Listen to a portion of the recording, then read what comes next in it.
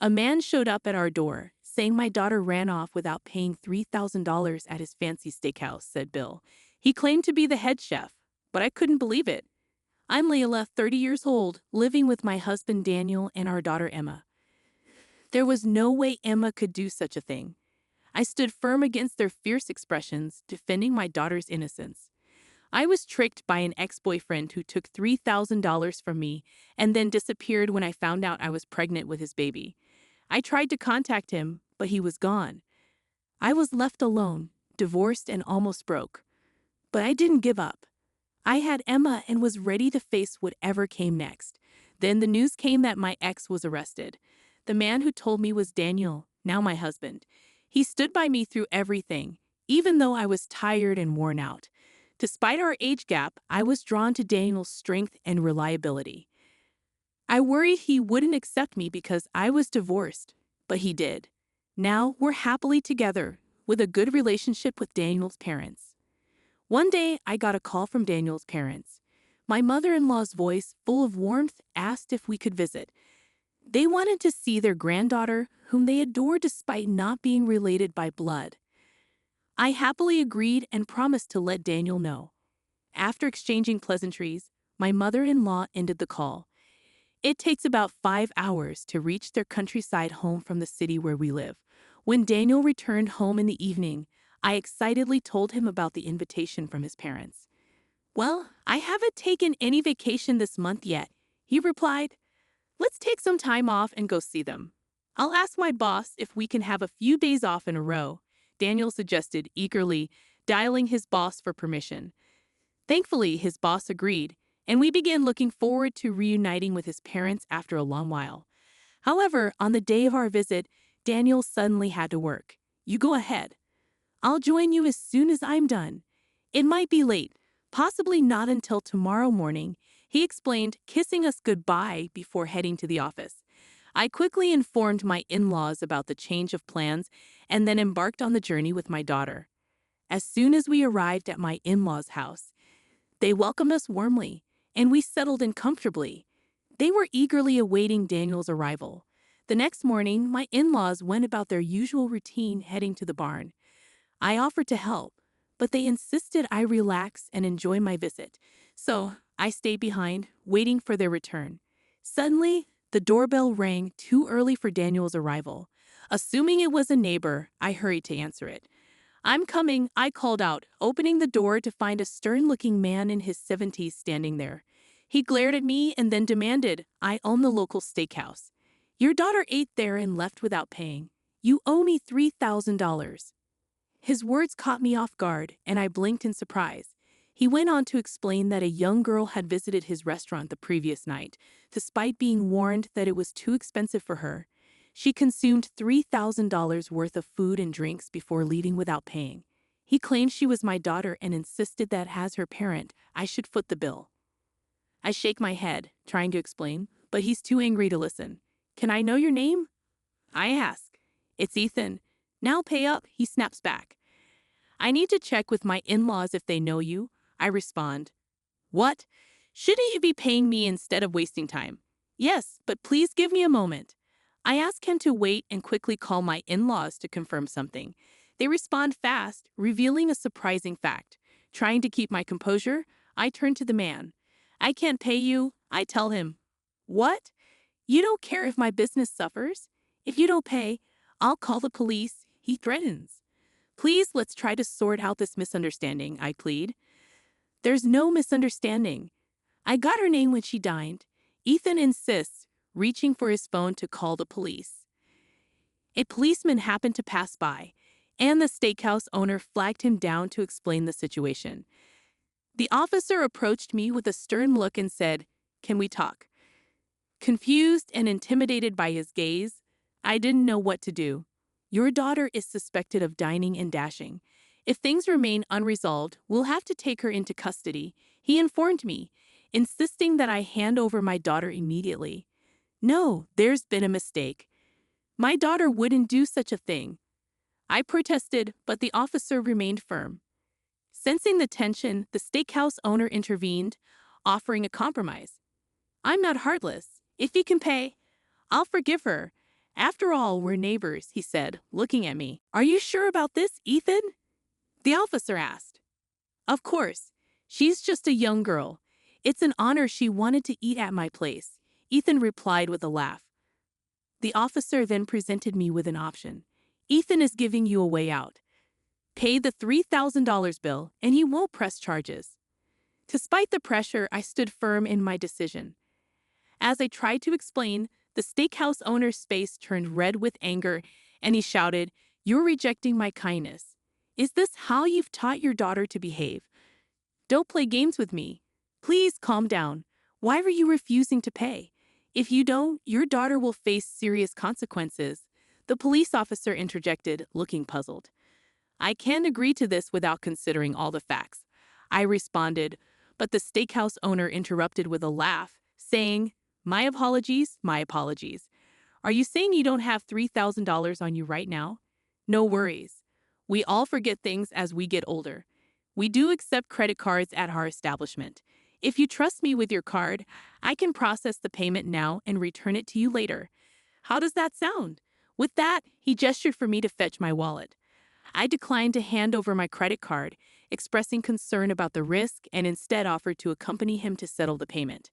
However, the steakhouse owner responded with threats, raising his fist and shouting, Don't you trust me? I'm in the credit business. Be careful what you say, or you'll regret it. When I insisted on accompanying him, he became agitated, yelling, You're disrespecting me. I have connections with influential organizations. If you can't pay, I have ways to make you pay $3,000. That's why I've involved the police. Shocked by his words, I looked to the police officer for assistance, but he avoided eye contact, feigning ignorance. Officer, did you hear that? Is this allowed? I asked, seeking help. The officer avoided the question, stating, I didn't hear anything. Just pay the money and everything will be resolved. Leila, just follow instructions. The officer insisted sternly. I was stunned. How could a police officer say that? I felt bewildered as the steakhouse owner continued to intimidate me with his threats. Most people would give in to their demands to avoid trouble, but I couldn't bring myself to do it. Aren't the police supposed to protect citizens? Why are they siding with him? Despite my desperate pleas, the officer remained silent, refusing to intervene. Feeling helpless, I turned to the steakhouse owner. Why won't you listen? He growled, glaring at me. It's not that I'm not taking you seriously. I can't believe I'm in this situation. I thought to myself, steadfastly refusing to comply, but neither the officer nor the steakhouse owner seemed willing to listen to reason. As I pondered my next move, a taxi pulled up outside our house, and my husband stepped out, looking puzzled. What's going on? Who are these people? He asked, bewildered. Sir, your wife needs to take responsibility. Let me explain, the officer began, but my husband's expression quickly changed to surprise as he listened. Then, with a mischievous grin, he seemed to understand everything. Sorry for the confusion. My apologies. By the way, officer, which department do you work for? Can I see your badge? My husband inquired suddenly, catching everyone off guard. The officer hesitated but eventually produced his badge from his pocket. This looks suspicious, my husband remarked, causing the officer to start sweating nervously. Daniel chuckles and says, Just kidding. The police officer, visibly relieved, manages a forced smile. Daniel then asks about the officer's department and rank. Is that necessary right now? The officer responds nervously. I'm just curious, Daniel says. I'm a constable stationed at the police box. The officer answers. Ah, I see. You must be new around here. Thanks for your service, Daniel replies politely. Yes, I'm still getting acquainted. Would you mind if I contact your station? Can I use the name on your badge? Daniel asks, pulling out his phone. Before he can proceed, the officer interrupts. Before we get into that, can you tell me if you're able to pay for Ethan's bill? He urges Daniel for an answer regarding the payment issue. The steakhouse owner, Ethan, appeared taken aback by my husband's assertiveness, his earlier aggression dissipating. You're the husband, so take responsibility, Ethan insisted. Yes, but I don't have a job that pays that much, Daniel responded calmly. That doesn't excuse dodging your bills, Ethan retorted. Unperturbed, Daniel shrugged. Anyway, he continued, can you tell me your gun's serial number? Ethan looked confused. Why? He asked. It's a standard verification method, Daniel explained. Knowing the number doesn't pose a risk. It's widely accepted. The police officer, also puzzled, questioned Daniel's request. Is that so? He inquired. Observing their reactions, my suspicions grew stronger. By the way, Daniel interjected, giving them a stern look. Would you like to hear my take on this dine and dash incident? They both seemed puzzled by his unexpected suggestion. In conclusion, you're a phony cop trying to run a scam with that old man, my husband accused, catching them off guard. Do you have any proof? They retorted. Then prove I'm wrong, my husband challenged. Turning to me, he said, Lee, bring her here. I rushed to bring our precious child forward, positioning her in front of us to prevent any harm. Daniel stood protectively between us. My daughter is only 1 year old. She can't even walk, let alone dine and dash, he asserted. The two were stunned, mouths agape. That's impossible. Is that really Arya Taylor? Ethan questioned. Of course. I'm only 30 years old. When else could I have had my first child? I countered. Ethan, visibly shaken, took a step back, exchanging a glance with the police officer who nodded in agreement. It seems there's been a mistake. Sorry for the confusion, they stammered, preparing to leave. Daniel intervened, blocking their escape routes as they attempted to leave. I retreated to the entrance, observing through a gap in the door. Can you step aside, please? The officer demanded. No, we won't let you go. You might be scammers, and we won't allow it, Daniel countered firmly. Don't try to intimidate us. I'm a police officer. If you don't move, I'll arrest you for obstructing an investigation, the officer threatened, attempting to push past Daniel, but he swiftly moved to block him again. I apologize for not introducing myself earlier. I'm Daniel Taylor, Chief Inspector of the New York Investigation Division, Daniel announced, revealing his genuine police badge. Unlike the officers, Daniel's badge gleamed with authenticity. Who's the liar now? I'm the real deal, he declared confidently. Whether you're genuine or not, you've engaged in fraud, correct? It's a disgrace for someone in law enforcement. Do you even understand the role of the investigation division? Daniel pressed. What are you talking about? You're clueless about the investigation division, he continued. The division handles complex crimes like fraud, embezzlement, counterfeiting, election violations, financial crimes, defamation, and high-tech offenses. In simpler terms, it deals with criminals like you, Daniel explained sternly. With that, he swiftly produced handcuffs and began to arrest them. Unable to resist Daniel's professional approach, the two were quickly subdued. Daniel wasted no time in contacting the authorities. I've apprehended fraudsters on the scene. This is beyond my jurisdiction. Please dispatch officers from the appropriate area immediately, he instructed over the phone. As they heard Daniel's call, the scammers' faces drained of color. Please forgive us. We were desperate for money. It's our first offense. Please let us go, they pleaded. Just then, my in-laws arrived with the police. Are you all right? Sorry for the delay. This guy was terrible at explaining things. My in-laws apologized. It's all right. Wait, you're here too. What a relief, I responded as they embraced me and our daughter. I had been on edge throughout the ordeal, but finally, I could relax and exhale a sigh of relief as the two fraudsters were escorted into a police car. Initially, I had suspected only the old man to be involved in the scam.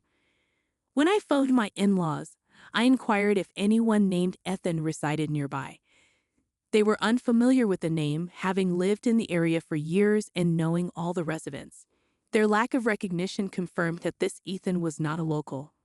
Moreover, considering my daughter's age of just 1, it was implausible for her to have been involved in any dine and dash scheme. Though I hadn't explicitly requested it, my in-laws grasped the urgency of the situation and promised to summon the police. While awaiting their arrival, I felt a surge of tension, resolved to safeguard my daughter. I had sensed something amiss with the police officer from the moment he appeared. As our conversation progressed, my distrust towards him only deepened. Although I lacked concrete evidence initially, Daniel's interrogation ultimately confirmed my suspicions of his falsity. Thankfully, Daniel's presence had averted a potential disaster this time.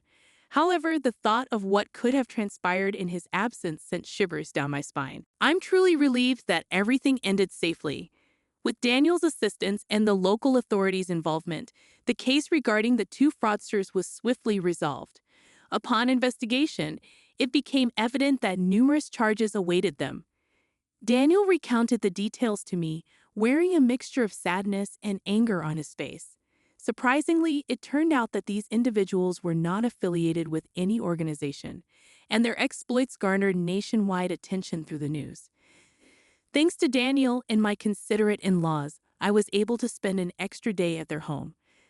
The news of Daniel's heroic actions spread rapidly, prompting our neighbors to bring over an array of delicacies, turning our gathering into an impromptu celebration.